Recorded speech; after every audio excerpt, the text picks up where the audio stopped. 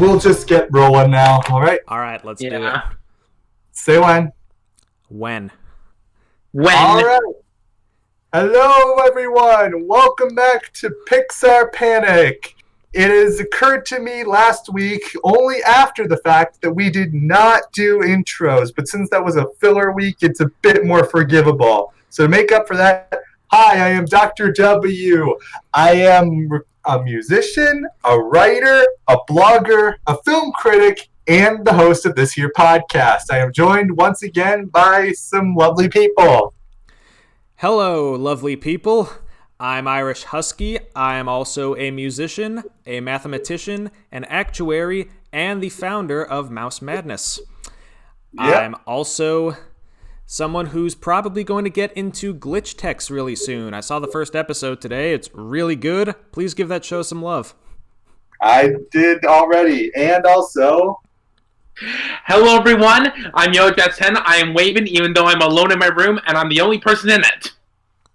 I am a reviewer of animation. I am also a writer, and I also want to be a voice actor. I also do impressions. The legs of the two monsters from Monsters, Inc. I said, if you tell her that again, we're through. What'd she say? You know, my mom. She sent me to my room. Nice. Yeah, we might have some more people drop in, but for right now, we are here, and we are getting ready for the Final Four. This Final Four is stacked. I saw all four of these in theaters and many more times after, but I just watched them fresh this week. You know, by the way, I just want to let you know, when I told my mom the results about this, she was not happy. She wanted Toy Story and Finding Nemo to end. She keeps saying, I demand a recount. It was like the scary godmother saying, I demand a recount. Yeah, my mom was the same. Everything that she voted for last week, or for the Final Four, got knocked out. Man. My mom just thought they were pretty worthy, but she just saw two of them very recently. Yeah. But anyway, these four films are not only among Pixar's most acclaimed, but I see them quite frequently listed among the greatest films of the 21st century, period. Mm-hmm. Yeah. 3 of the 4 won Best Animated Feature, but the one that didn't, well, it was up against Shrek. What can you do? Yeah, that's just a case of bad timing. Yeah. Funny enough, I was just watching Shrek before we got started with this podcast. Right, here we go. Always comes up in these podcasts, doesn't it? Yeah. Yep. It's pretty funny.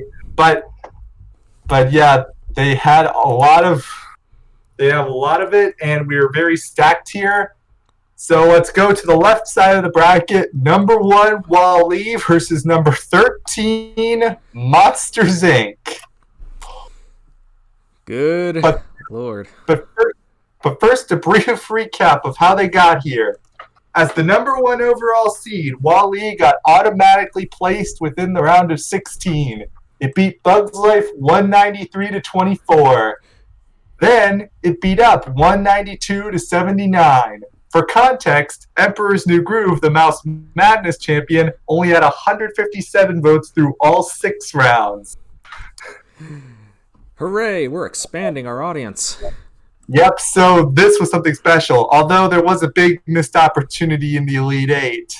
Rick Astley would give you any film from his collection except one. He's never going to give you Up. Ha. I get it. Yep. On the opposite end of the spectrum, Monsters, Inc. at number 13 did have to face the prelims, though I think given this film's popularity, it might have been a bit underseeded. Like, the seeding wouldn't indicate how much people really liked it. It beat Onward 25-6. Mm-hmm. But the real fun began when we expanded our audience further and scored 2 major upsets. It beat the number 4 overall seed, Toy Story 3, 117-65. And then the coup de grace, Inside Out, it beat Inside Out 169-53. That's just a travesty right there. I'm still salty. Now you know how I felt when Toy Story 2 got kicked out early. Yeah. Yep. I mean, at least Toy Story 2 got kicked out by Up, which Yeah. I personally like more. Right. And since we have fewer films, I'm going to try to do the thing we did in Mouse Madness, where you ask both your pick and your prediction, how you think it's going to sway. Although, if Monsters, Inc. is any indication, predictability is out the window here. Mm-hmm. Yeah. I'm kind of baffled that Monsters, Inc. is already almost 20 years old, because I remember watching this in theaters. I do too. I was only 6, so that's kind of making me feel old. I remember seeing previews for this on the Toy Story 2 VHS. Same, actually, same. And back in the old days of Yahoo Kids, when the internet was young, they had a banner ad. Yeah. One of the first banner ads I ever saw. Wow. Was Mike's face covered? I think so, actually. Yeah, that's the one thing you gotta do whenever you're advertising Monsters Inc. in some way. You gotta keep Mike's face covered. I realized Monsters Inc. is pretty funny. And rewatching it, like, they have all those little quips and some hidden details. Like, there's always something going on in the background, something funny. And I think the monster designs are really creative. Like, they're not your traditional textbook monsters. They went all out. I wonder what designer they consulted, because no two monsters look exactly the same. Yeah, I heard that Joe Grant, like I talked about numerous times, he actually helped out a lot in this film, and he even gave the film its title. Wow. Yeah. Mm-hmm. In Spanish, it's just Los Monstruos. Boring. Yeah, I heard that to come up with the title for the film, he based off a film called Murder Inc., and so he put it into this film. Oh, wow. That got weird really fast. But, of course, Ted is one of the funny jokes. He's a giant chicken. Yeah, I heard they were originally going to use a Godzilla sound effect, but they couldn't, so they just brought in a chicken sound. Studio Toho owns the Godzilla trademark. Apparently, he was supposed to be played by Rex, according to the blooper reel. Yeah. Well, a T-Rex is basically a giant chicken, so yeah. Yeah, and it makes sense that in the Toy Story movies, Rex is kind of a chicken. Yep. Uh-huh. And for those who say the plot's hard to understand, well, again, I saw this in theaters at 6. I got it just fine. I did too. Like, they want more power to come from children's dreams. So to take kids and get all their power, steal it forcefully to get more power. I got it instantly. It's not like they're vague about it either. Like, Randall literally spells it out in front of Mike. Right, he's the hitman, and then the twist at the end with Roz being undercover trying to investigate it. That's a pretty fun twist, and I like how they added that in. Right. And I don't want to see any paperwork on this. Yeah, I can still quote this movie with pretty good accuracy, and I still do stuff with Nate. I think I recently said, "This office is now closed." Yeah, like, this is a movie that me and my family often quote to each other a lot out of context. This is right there with the likes of Shrek, Finding Nemo, and Enchanted. Those are films we often quote to each other a lot. Enchanted. Yeah. We love Enchanted. Huh. Yeah. For me, it's this one. It's a little Ratatouille. Trying to think what other ones. Tremors. That's another one we do a lot. And Oh Brother, Where Art Thou? We actually get to the point where we call hair cream Dapper Dan. But we had Monsters Inc. also as sort of a Halloween tradition. I tune this up every October. Yeah.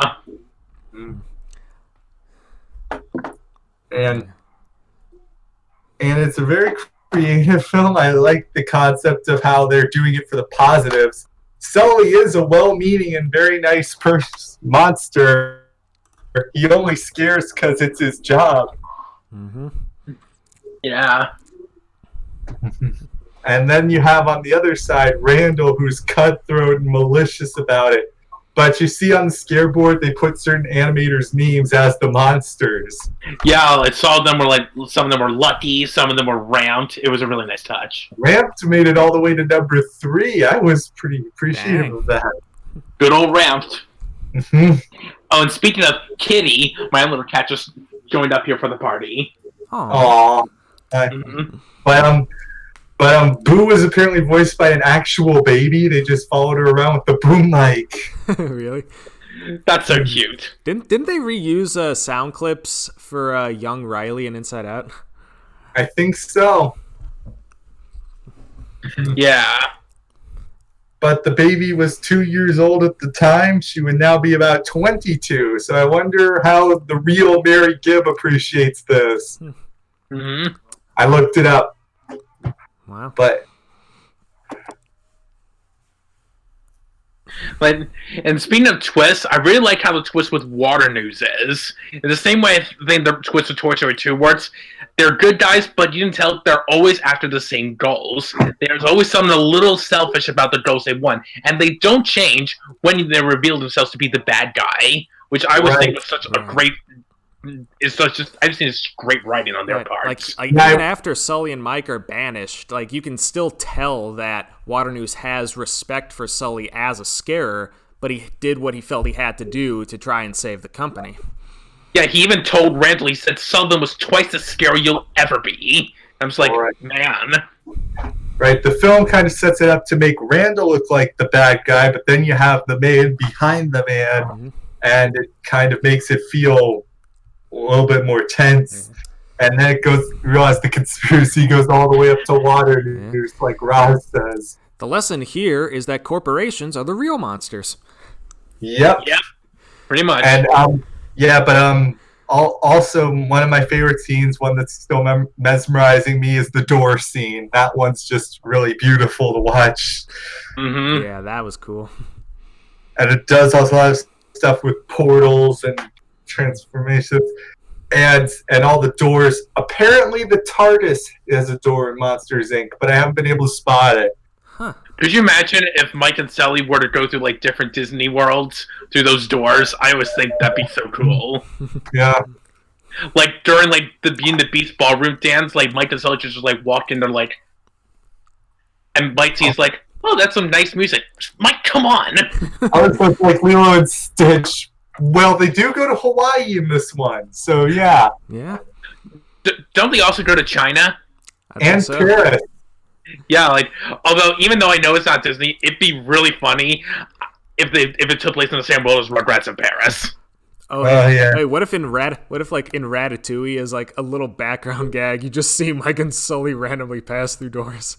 Yeah, that would be funny. Yeah, while Monsters Inc. didn't win animated feature, it did not go home empty-handed to the Oscar. The credit song "If I Didn't Have You" won, which broke Randy Newman's then record losing streak. Oh yeah. Yep, the first animated film that he won an Oscar for. Yeah. Yeah. He was nominated for Toy Story 2, but lost to Toy Phil Story Collins. 1.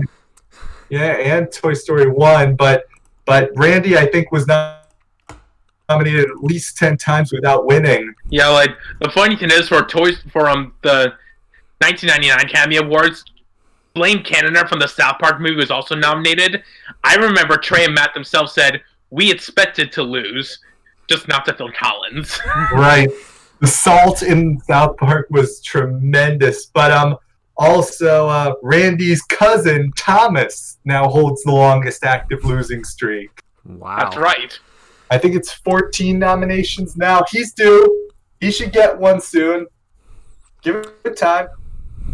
Man, like, that's a shame, because I thought The Story of Finding Nemo was like one of the best I've heard in animated films. Man. Not just Finding Nemo, but this is actually a good segue for the next film, which was one of his L's, Wall-E. Man, yeah. Thomas Newman is like the Credence of Oscar noms. Mm-hmm. Like constantly getting up top, but never coming home with a win. Yeah. He was nominated for score and for my favorite Pixar song, Down to Earth. Is that the credits theme? Yeah, I'm kind of a Peter Gabriel fan, so yeah. I find it cool how Wally was voiced by Ben Burt, who was like the sound effects artist for like all 6 of the Star Wars films at the time. Yeah. Yeah, he breathed. And I found out it wasn't a paper towel roll that got the breathing. It was scuba gear. Yeah, so like just to be clear, it was Ben Burt who did the breathing. It wasn't James Earl Jones himself, right? Nope. I keep hearing different sources about that. From what I heard, it was Ben Burt himself who created the sound from scratch. Got you covered. How he lost to Dark Knight for sound editing, I don't know. Wall-E is the most nominated Oscar animated film, tied with the #1 overall seed for Mouse Madness, actually. Huh, you don't say. Of course, Beauty and the Beast had half its nominations for original song. You could do that back then.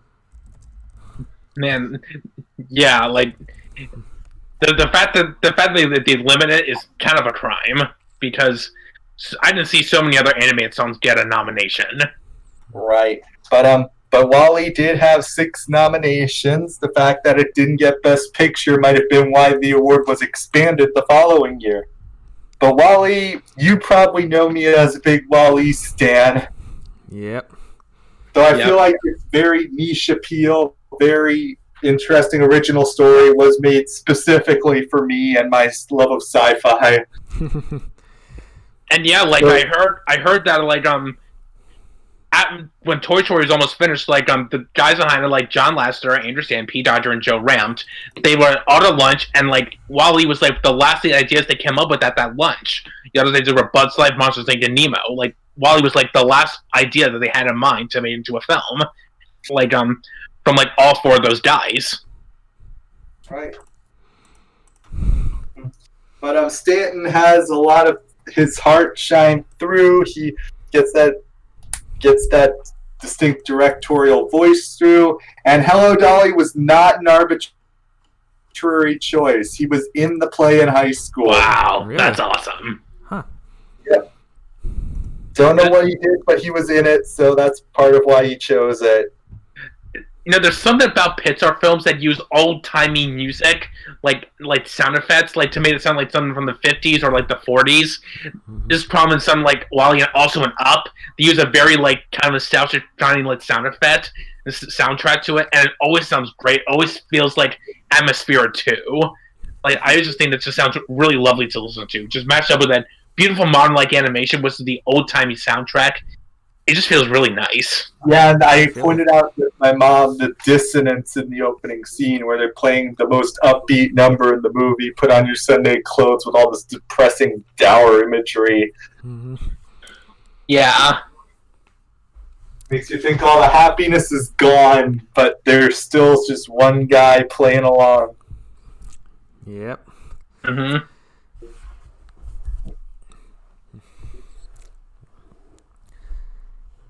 Yeah, you're talking about like Put On Your Sunday Clothes, right? Yeah. Like at the opening, like yeah, Michael Crawford before people start making fun of him. Yep, before he was the Phantom. Mm-hmm. It was crazy. And yeah, I'm trying to work out at home so I don't turn out like the people from Wall-E. Oh boy. Yeah. I could still walk around outside. I could still do some of that when it was warmer, but I'm not going to sit around and turn fat.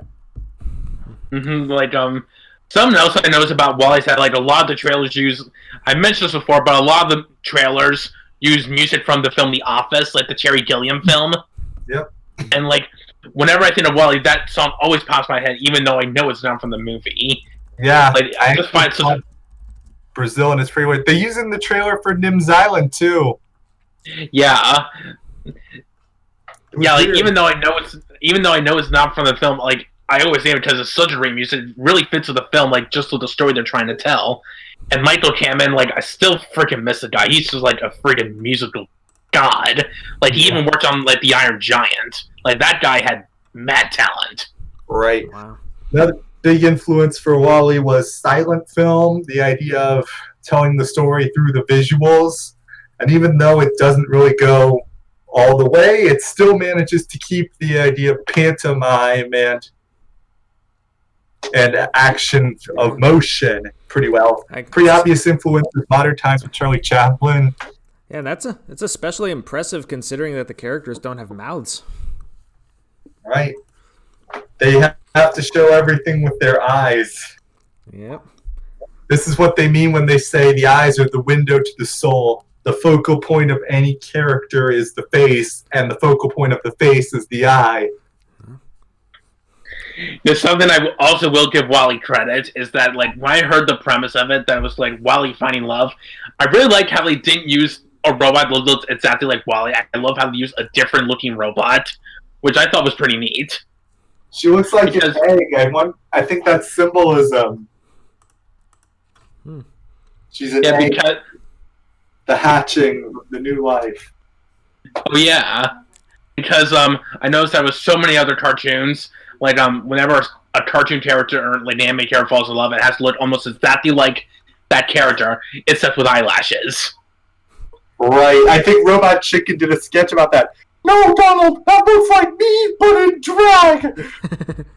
And then Donald gets his own, and when he meets Daisy, he's like, "Wow, I'm an ugly woman."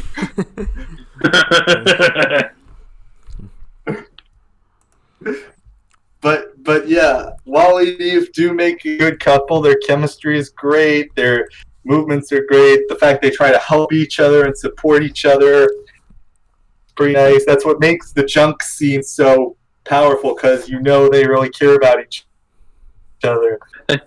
You could say there's like a spark between them. Oh yeah.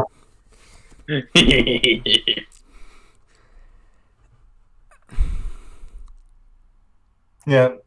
Pretty dystopian, but in a positive way. It shows that humans can be more positive and can progress beyond what they've had and can overcome their nature of destruction. I kind of view Wall-E, Coco, and Soul as sort of a trilogy of sorts, where it's about the metaphysical properties of humanity and how we can be more than we are, but in a good way. Yeah. Yeah. And the progress of the human spirit in terms of its construction and all its aspects. So watching all three of those very close to each other, as I did over the holidays, was pretty symbolic for me. Maybe I'm just a nerd or I overachieved in 11th grade English, but that's what I thought. Mm-hmm. We're all nerds here. Yep. I'm proud of it. All right. So I ended up voting for Wall-E, as you would know, and I'm pretty sure that's how it's going to go. I don't know how the Game Grumps bump is going to go, because they're the ones pretty responsible for Monsters, Inc. True. But I'm still thinking Wall-E could do it. I had Wall-E Ratatouille in the final at the beginning, so fingers crossed. Yeah, I think I ended up going with Monsters, Inc. on this one.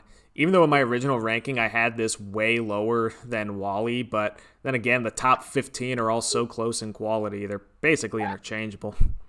Right, again, these are the best movies of the 21st century, last 20 years or so. That's true. I think for me it all comes down to which one I'd rather sit down and watch more, and it usually does tend to veer more towards the straightforward and more towards, comical films, which Monsters, Inc. has in space. Yeah, nice, easy. The downbeat, less high stakes films. Mom said that was probably why Emperor's New Groove won Mouse and Hat. And thinking about it, that's probably why Monsters, Inc. beat out Inside Out, which is that rare movie that goes a lot deeper and heavier that I'm willing to watch at any time.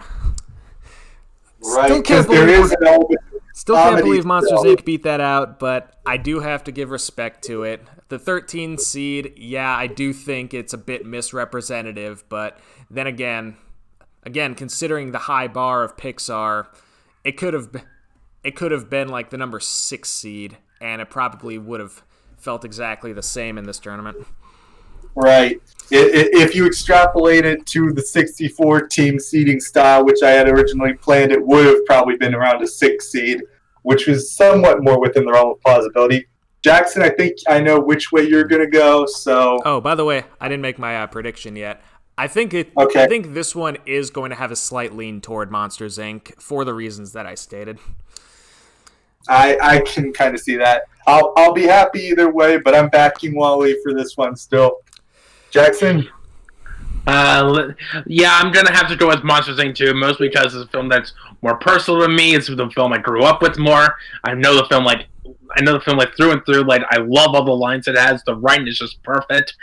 I especially love the chemistry between Mike and Sully. I think that's what makes the film its strongest point. Even though I really like Sully's relationship with Boo, it's Mike and Sully's connection and chemistry that really make the film a lot of fun for me. I think you said this was your number 2 behind Toy Story 2, I think.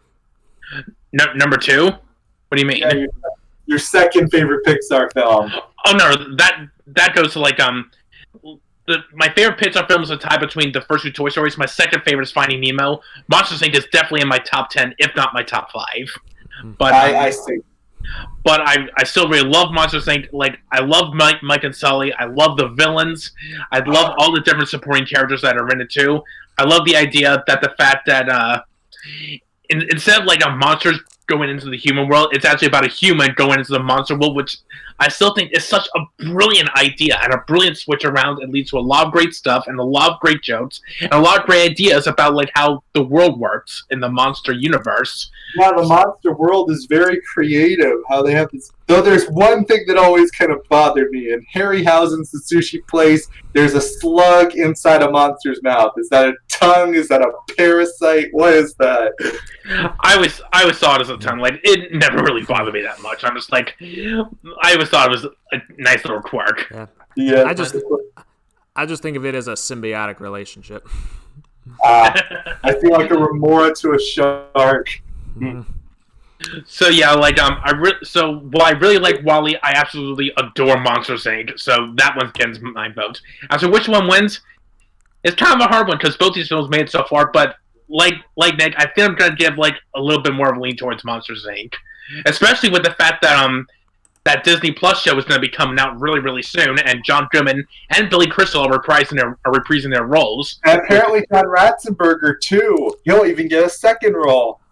Right. Yeah, like so like I'm really excited for that one. So loved his role in this movie. Can't wait to see what he does in the show. Yeah. Yep. He'll be both the Yeti and a new character. Though I was surprised to see in the film his scene only lasts about 5 minutes and he gets 10 lines tops. Like, why can't they call me the adorable snowman or the agreeable snowman, for crying out loud? I'm a nice guy. Snow cone? Don't worry. It's a lemon. Of course it is. Of course it is.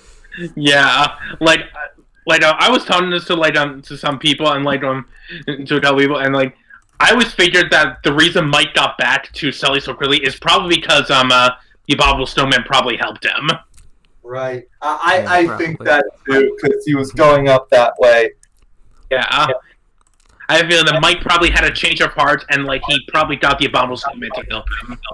Right. There's a scene in this movie that has a lot of meme potential, but I haven't seen a lot of memes surrounding.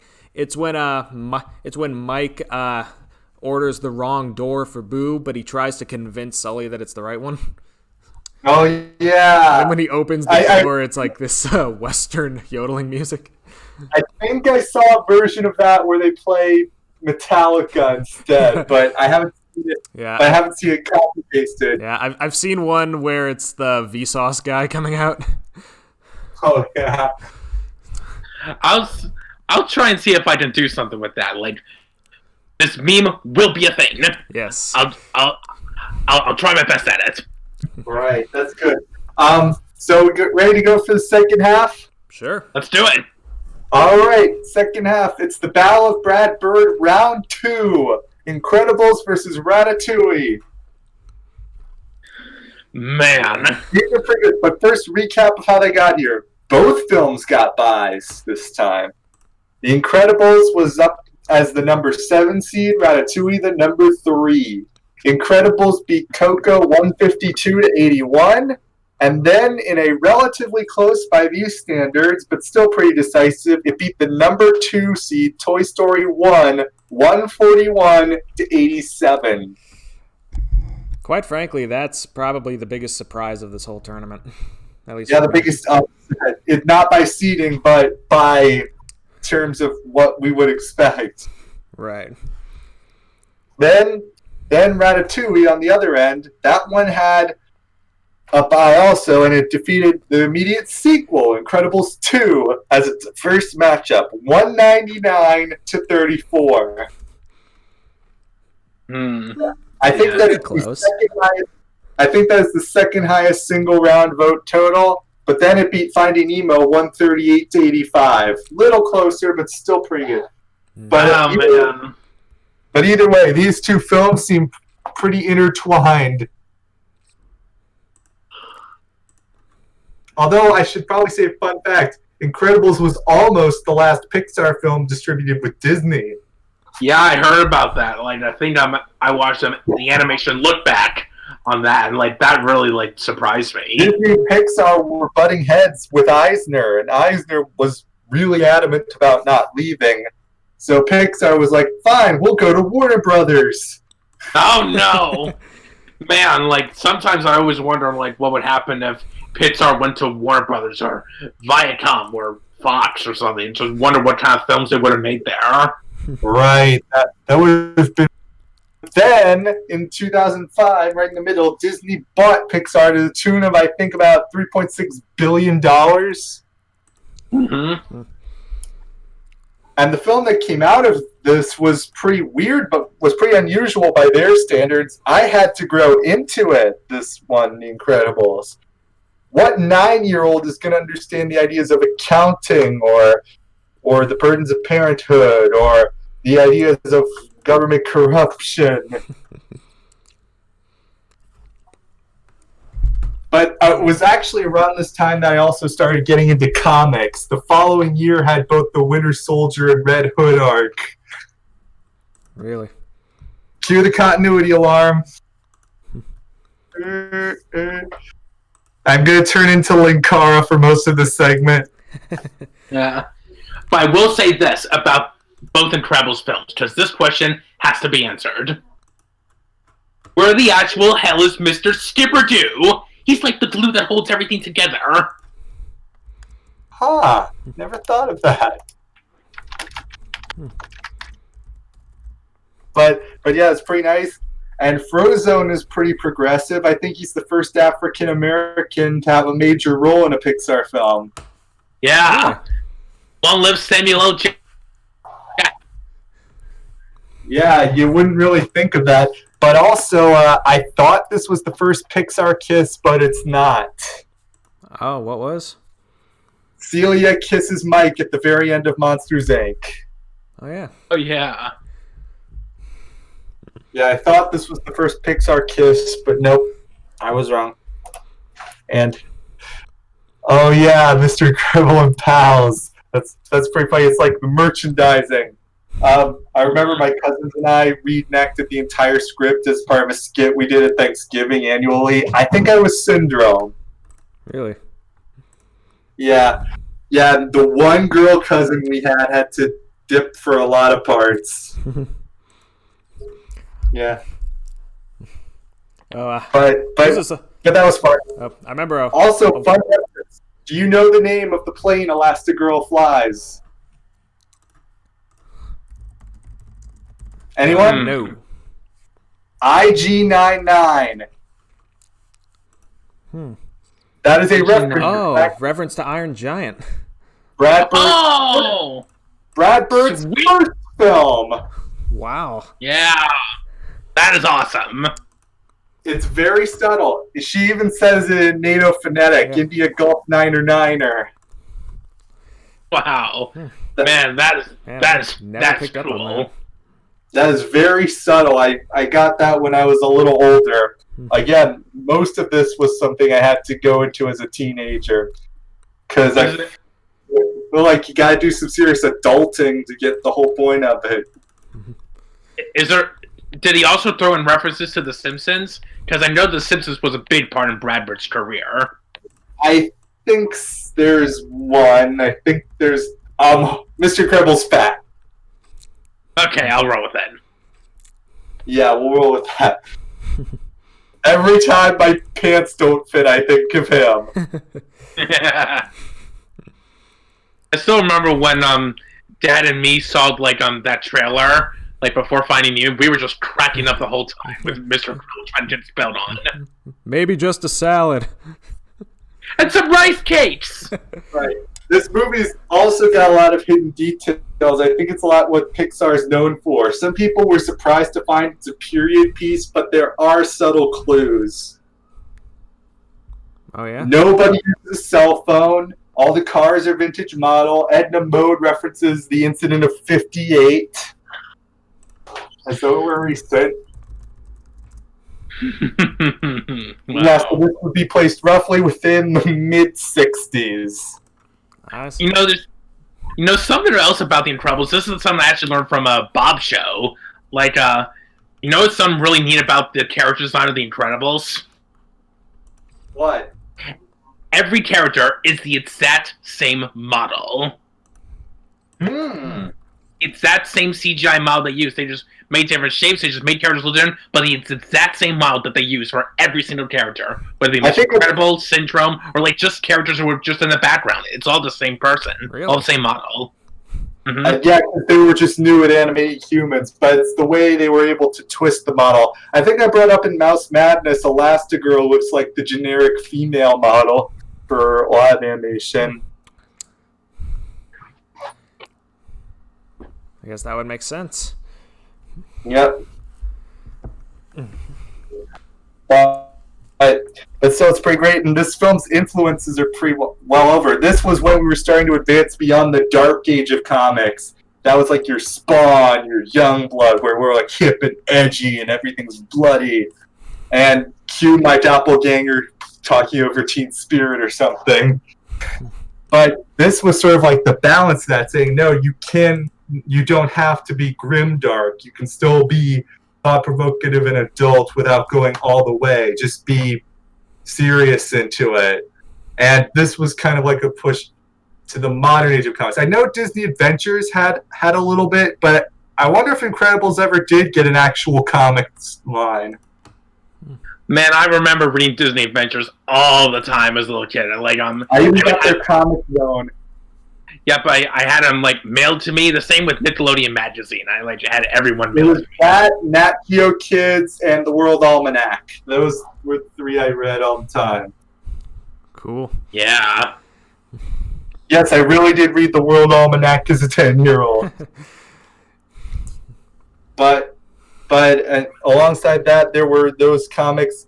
I also feel like the main influence for this, they always compare it to Fantastic Four, but Watchmen, too. That's got the idea of the superheroes as the bad guys, about how they can use their powers. But this almost acts sort of as a deconstruction of that because it shows the best exercise of power. Mr. Incredible genuinely wants to help. He really does want to know the limits of his powers, but then there are some who want the power in order to abuse it. So it's sort of a good balance between those sides of the argument. Yeah. Although whenever I think of Watchmen, I think of that really funny parody trailer that had SpongeBob animation and characters over it. It was super funny. Oh yeah, that's pretty funny too. And also, this was around the time The Sopranos was a thing, so I feel like this was kind of a Pixar's answer to The Sopranos, the family life of a superhero. Right. So the family life of a gangster. It's on that side of the thing. Wow. I still stand by my assertion that aside from The Princess Bride, this movie has Wally Shawn's best performance. Yeah, he only has like 5 lines, but he makes them all count. You authorized payment on the Walker policy? Someone broke into their house, Mr. Hoff. Like, I gotta get this insurance. I don't care about their coverage, Bob. Don't tell me about their coverage. Tell me how you're keeping Insuracare in the black. Tell me how that's possible with you writing checks to Harry Hardship and Sally Stop Story that gives you a phone call. Apparently, real insurance companies do screw over their customers like that. Damn. Oh my god. I work for an insurance company. I'm the bad guy. Yeah, but you're supposed to help people. We're supposed to help our people, starting with our stockholders, Bob. Who's helping them out, huh? Yeah. Also, another parallel I noticed, I read Don Quixote a few summers ago, and Mr. Incredible's quest to do good no matter what it takes and trying to live out his glory days kind of reminded me of Don Quixote, the knight-errant sort of story. Oh, yeah. He doesn't charge at windmills, but the Omnidroid kind of counts. It has a windmill effect.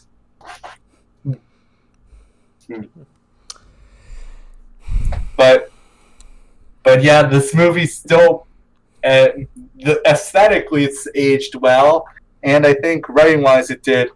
I don't know if I'm as surprised because Cell Spec seemed to say in one of her reviews that Incredibles seemed to be the most cited favorite Pixar film, even if it wasn't hers. Oh, really? Yeah. I was a little, but that could explain its victory. I guess so. Oh, a while back, that's one of Emp Lemon's earlier YouTube poops. It ended with Frozone in the final battle against the Omnidroid, but with Let It Go in the background. I remember those YouTube poops so well. Yeah. I think I love the opening with Mr. Incredible and Frozen like at the church. They're like, right, how do I look? Like a bitch! Right. In addition to the requisite animated feature, Incredibles was also the first animated film to win for sound editing. Surprise, more animated films don't win that. Yeah. Nice.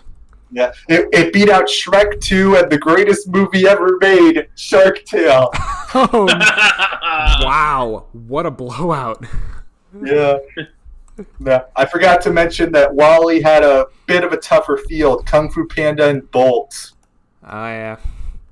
That was a pretty good one. Yeah. I like Bolt. Yeah, I liked it too when I saw it again. But then the last one we had was the other best animated feature of 2000. Was the best animated feature of 2007, Ratatouille. Not to be confused with its similar counterpart, Ratatouille. Which is set in Britain. Precisely! Right. Well, Ratatouille beat out Surf's Up and Persepolis. I have not seen Persepolis yet. I want to, but I still think Ratatouille is a pretty worthy winner. Yeah. Yeah, I've seen Surf's Up. Like, it's a fine movie. I've seen Surf's Up. I haven't seen Persepolis. I think it's pretty interesting how like Chris Buck, like the director, like he previously worked on Tarzan, but like he was convinced to come back to work on Frozen. Right, and he won the Oscar for that, so no hard feelings. Yep. I'm also a little bit with Surf's Up. I was really glad they used the mockumentary style. I would love to see more animated mockumentaries. Yeah. But anyway, Ratatouille, the film about the creation and the creative process. Also, there's some pretty unfortunate implications at the beginning. Does anyone feel like Gusteau killed himself? What? I always thought that the review just crushed his spirit so hard he just stopped taking care of himself. That could be possible, but when I rewatched this film, I was like, oh, yeah. Yeah, but when I rewatched this film, I was thinking, oh, man, probably suicide, maybe. But, meh. I don't think like Pixar would like go that far with like a character death. Not explicitly, anyway. Hey, with Disney, I don't even think they could do that. Yeah, but with that reaction, though, just the way you feel it, you're as heartbroken as Remy. Right. Although, I don't know. The more I think about it, the fact that he had that harsh a reaction to just that one negative review, as harsh as it was. He got docked a whole star. That's pretty big. Yeah, like I suppose. I'm like with Remy. Like I can like count my one finger when my reaction to like a few of my favorite people, like a few of my favorite famous people who died. Like I had pretty much a similar reaction to Remy. Mm-hmm. Oh yeah.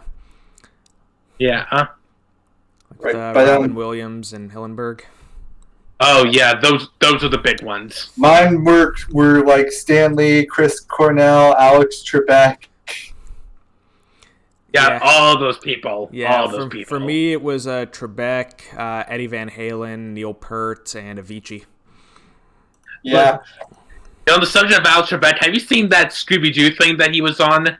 There was this part of the new Scooby-Doo show that actually had Alex Trebek as a guest star. It was really funny, and like Trebek himself was just awesome. He worked with the Scooby Gang wonderfully. I haven't seen that one. Yep. Well, back to Ratatouille, as I said before, this one's probably one of the more quotable ones. We did not do this in the kitchen, or don't just pork it down. I say that one all the time. Yep. Too late. Right. And I love how Emil's just the one who picks it then. And Remy's very meticulous. What would you call this taste? Lightning-y? Lightning-y. Yeah. And I pointed this out in its first round. This came out mere months before Patton Oswalt was in SpongeBob, playing a very similar role. Yeah, I find that insane. Yeah, he was the original fry cook. I was like, what a coincidence!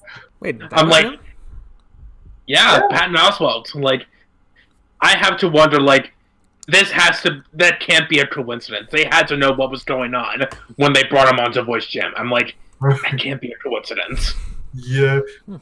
Yeah, it's really just too cosmic, but yeah, just to have those roles. And then Patton really took off after this. He's one of those guys who's in everything now. Yeah. I always get a big grin on my face whenever I hear Patton Oswalt's voice, because he has that kind of voice that like sounds nerdy, but like it's so full of sarcasm and wisdom at the same time. It's just so much fun to listen to. Right. I actually don't know if I'd recognize it separated from any of his characters. Oh, I can. Like, even if they were to like play like a completely different character with a different personality, and that's one of the things I think. That's one of the things I think can make a great voice actor. You don't just have to do different voices. You can rely on your own voice that can make it fit any character with a different personality. But I forget, who was he on Kim Possible? That was his first voice role. He was one of the villains. I forget the name of it. I'm gonna look this up real quick. Yeah, because he was on Kim Possible. That's how I recognized him. Strangely enough, he was one of the only actors who returned in the live-action movie. Oh, dear. Man, Really? Poor guy. I'm like, Patton Oswalt, dude, buddy, you have the money. Why are you doing this? That movie was more predictable than Death and Taxes. Okay, he was a Professor Dementor. Oh, yeah. That's who I'm thinking of. Like, I had the image in my head. I just didn't know what the name of it was. Is that show on Disney Plus? Yes, it is. So.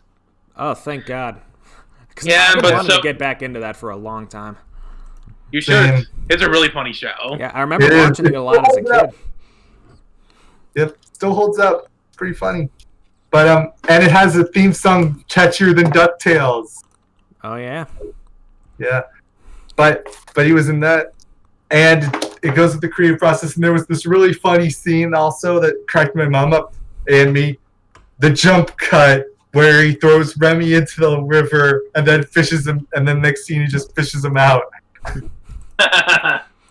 That scene alone, that jump cut, is funnier than if they'd shown the whole process. Yeah, like, I always find jump cuts to be, like, one of my favorite uses in comedy. Mm-hmm. Yeah. But, yeah, and also I think this is the one time where John Ratzenberger tries to hide his voice. Oh, yeah. Who does he play in this? Mustafa, the waiter. Ah. Yeah, this is around the point where you gotta catch him, where you gotta really listen in. Yeah. But they did that, and there's also this fun lighting, and they don't really explain how they can pilot a man like a mecha robot, but you don't really need to. Right. It's a cartoon. It's kind of like the kind of like the balloons in Up carrying a house all the way to South America. You just kind of go with it. Yeah. I find it funny too that Linguini is voiced by one of the story men of the movie, who also was the voice of Bernie from The Incredibles. Coincidence? I think not. Yeah. Don't Bernie me, burn me. This little rat is guilty. Little rat. Yeah. Yep. Oh, there's actually a very short video that starts with Bernie saying, "This little rat is guilty," and it's actually pointing to Remy. Yeah, I think it was a Yoshi Maniac YouTube poop. I watch that guy's YouTube poops all the time. Right. I don't think that's the one I'm thinking of. I'll link it in the chat. Yeah. You know this is Shea Frillis's favorite Pixar movie. I asked him on Twitter to be on the podcast. No reply. Aw. Ah, shoot. I think he'd be fun. Yeah. Oh man, I'd be kind of nervous because I have a lot of different opinions than him. Right, but still, I think I'm sure he's a cool guy, though. I'm sure he's a cool guy. I'm sure he's respected. Yeah, just talk and shoot the breeze with. Yeah. But they did it. But yeah, that was pretty funny. And we talked about the race. You see, the problem with this podcast is we blow our load in the early rounds. I know. Yeah. I think for the final, it should just be, the whole thing should just be us making our case. Because there's only so much we can talk about the movie that we haven't already. Yeah, worst idea of all time is able to just make some running gags and have some fun jokes. One time they just eat shrimp on set, and that's the whole episode. I don't know if we go that far, but with the championship. But anyway, my case, I voted Ratatouille because it's funnier, and I feel like it's more Brad Bird's love letter to classic film, and it just resonated with me more, even rewatching it. And my prediction, this one could go either way, honestly, but I think it might tilt more with Incredibles because of the popularity aspects Cell Specs implied. True. I don't know, though. I think, like, in the wake of Shea Frillis's Ratatouille video, a lot of people have been giving it, more of a critical look and really giving it more praise than it had been in the past. And he's a very big name, so he's got quite a bit of influence there. He's got 1 million subscribers now. I know, that's ridiculous. But he's the second person in the community to hit 1 million after Saber Spark. Wow. Now, I'm not sure which one I think is going to win, because it could go either way. I do think the recent resurgence in Ratatouille's popularity is going to skew it a little bit. I mean, it was popular enough to win a musical. That's true. Yeah, like with Wayne Brady, too. Yeah, he was the only one to look like his character. But on the other hand, is it going to be enough to overpower The Incredibles? And that's the question that I really can't answer. This could come down to the wire. Like, we've said that in the past before the big numbers came up, but even with the out of context Game Grumps giving such a big surge in votes, I still think it could come down to like within 5% of each other. Right. I told my brother he could be the tiebreaker. But one more thing about Ratatouille, there's sort of a Mandela effect. One student in the 7th grade cooking class said there was a scene where Remy's mother was named Sabine. Must just be misremembering, I guess. What about Remy's mother? That he said there was a missing scene he remembered where her name was Sabine. Is that not actually in the movie? Nope. Huh. But Jackson, what's your vote and your prediction? My vote, I'm going to go with Ratatouille on this one, even though I really like The Incredibles. I really like Ratatouille too, even though my favorite word from Brad Bird is the second Incredibles movie. I still really think both these films are really good, and Brad Bird is a guy I have tons of respect for in the animation community, especially how, knowing what he went through when working through Disney in the 70s and 80s, and how he went up to working with The Simpsons and The Iron Giant, which I both love to death. I love the work he did on those films, especially, on The Simpsons as an executive consultant. I even like the short film he did called Family Dog. Like, not a fan of the TV series, just a short Family Dog. I really like that one. So, was that like the Bizarro World version of Family Guy? A little bit, yeah. And like the dog kind of looked like, I think the design of the dog they would later use, Tim Burton would later use for Frankenweenie. That was him? I thought that was a different guy, but nope, that's Tim Burton did the character designs, and Steven Spielberg produced it. Oh, that's pretty cool. Mm-hmm. But we had that, and Brad Bird also is another guy whose films you get to appreciate on one level as a kid, but when you're an adult, you like them for totally different reasons. True. Yeah, and for this, I think Ratatouille is going to win because like it's big surge in popularity with Strawpolls review and with the musical that came out. Right. Yeah. But I think that's a wrap for tonight. See y'all. See ya. Let's have fun waiting for the grand title. Well, I love being there with you, and it'll be great to see how this all plays out. Bye. This is going to be fun. Take care. Take care. See ya.